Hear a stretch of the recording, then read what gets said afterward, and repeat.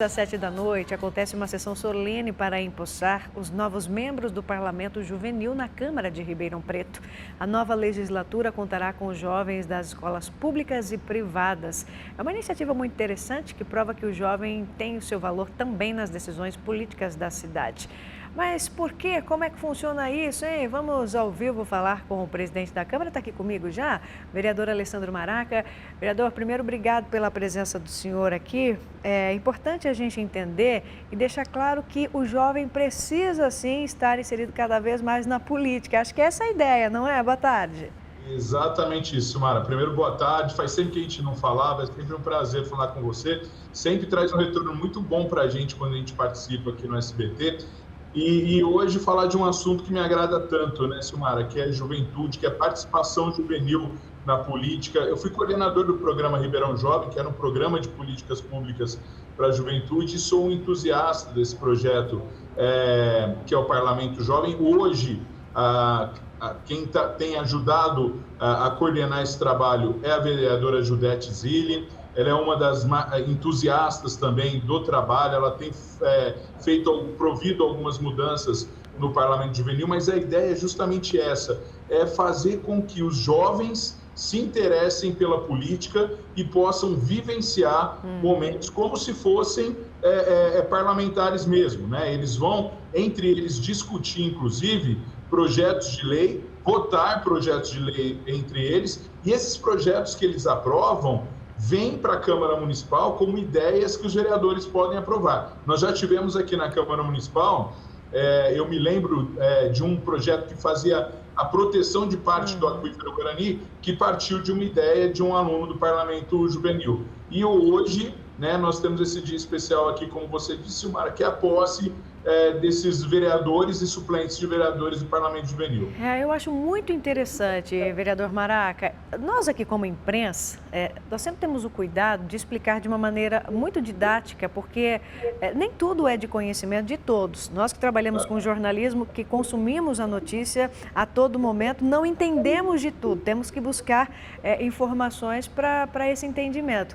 E a gente ouve muito da população o seguinte: eu não gosto de política, eu não quero nem saber. E muitas vezes a pessoa realmente não sabe. Eu estou falando do cidadão, o eleitor, não sabe o papel de um vereador, o que compete a ele não compete, o papel do prefeito, de um secretário. Então não é uma questão de gostar, é uma questão de necessidade, porque tudo no nosso dia a dia, no nosso desenvolvimento, construção da cidade, do nosso bairro, da saúde, da educação, passa pela Câmara, passa pela política, passa pela prefeitura. E quando isso começa mais cedo, é muito importante, porque essa pessoa já se desenvolve com uma outra cabeça em relação à política.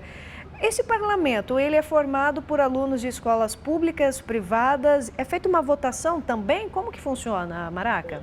Ele, em tempos normais, é feita uma votação. Tá. Nós estamos vivendo um período um pouco diferente por conta da pandemia, então este parlamento ele está sendo indicado, né? Então a direção de algumas escolas fez a indicação direta desses vereadores e suplentes que vão fazer parte do Parlamento Juvenil esse ano, Silmara. Então, como a gente vive esse momento de exceção, era temerário que os jovens fossem às escolas para votar, para escolher os seus representantes. Então, esse mandato, ele é de representantes indicados, mas ele não vai deixar de existir, nós não vamos deixar de estimular. É justamente o que você falou. A ideia é fazer com que as pessoas entendam que a política é boa. O que é ruim é a politicagem. A gente tem que saber separar a política da politicagem, e eu acho que o projeto vem nesse sentido, mostrando, inclusive, que para a gente mudar a nossa realidade, para a gente melhorar o entorno da nossa comunidade, do lugar onde a gente vive,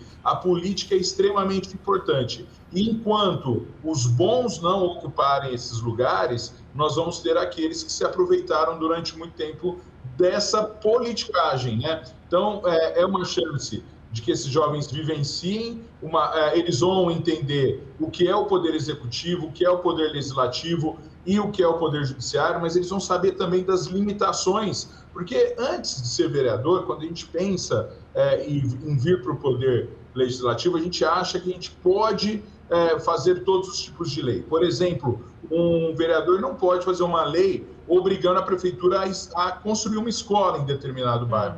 Mas o vereador pode mostrar para a prefeitura aonde ela pode buscar recursos e que aquele bairro necessita de uma escola. Eu estou dando o exemplo de uma escola, mas tem muitas outras coisas aqui também.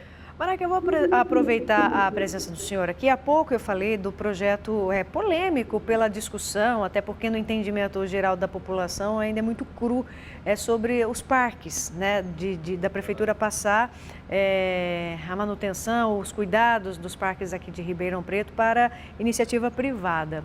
Esse projeto passou, mas teve aí uma discussão entre opiniões de vereadores que são a favor, vereadores que são contra.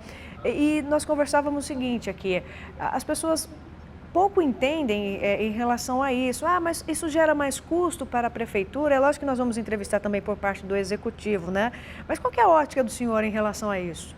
Olha, Silmara, a primeira ponderação, né? Não dá para a gente manter os parques da maneira com que estão. Eles estão abandonados. A maioria dos parques, a gente tem raras exceções. Mas, por exemplo, a gente tem o Parque Rubensione, que nunca foi implantado. Ele recebeu 3 benfeitorias, a calçada, o gradil e uma quadra, mas nunca foi implantado. Isso não pode continuar. Nós temos o Parque Tom Jobim, que é um parque lindo e que já foi reformado, inclusive, mas não tem nenhuma atividade para a população. Então, as OS, só fazendo uma correção, não é iniciativa privada, né? Porque são entidades sociais. Essas entidades, elas são como organizações do terceiro setor, que são escolhidas pela sociedade. Elas precisam se qualificar, tem um processo muito sério de qualificação dessas entidades. E aí a gente tem, eu vou citar alguns exemplos, mas a gente tem no governo do estado de São Paulo uma série de OSs que gerenciam espaços culturais no estado de São Paulo. E são OSs que têm tido um grande sucesso, né? São espaços, por exemplo, o Museu da Língua Portuguesa, ele era gerenciado por uma OS. Nós temos a Virada Cultural, ela era feita por uma OS. Nós temos o projeto Guri, que ele é feito no estado inteiro por uma OS também. Então, as parcerias, elas são salutares, eu acho que ela traz um bom retorno para o poder público, mas precisa de fiscalização. Nós precisamos que sejam entidades sérias e que possam movimentar. E, nesse caso, não só os nossos parques, mas também espaços como o Horto Municipal, que precisa ser revitalizado, espaços culturais que nós temos em Ribeirão. Nós temos hoje aproximadamente 5 centros culturais em Ribeirão Preto, que antes existia uma participação com uma entidade do terceiro setor, que era o Kabuki, que era muito salutar. A gente colocava quase 2.000 pessoas praticando música, cinema ou dança em Ribeirão Preto. Aí acaba essas parcerias e a gente vai ficando órfão disso. A lei da OS existe, ela é segura, o que a gente precisa agora é fiscalizar. Eu ontem, como presidente, eu estou falando aqui, mas como presidente eu não voto o projeto de lei, né? Eu comando essa votação, então eu não votei no projeto, mas eu acho que é um projeto que pode ser importante para o município, mas aí cada um dos vereadores tem que fazer sua parte também, que é fiscalizar. Vereador, obrigado pela presença do senhor. Um abraço, viu? Eu agradeço, obrigado sempre, Silmara. Um abraço a todos. Até mais. 12h37.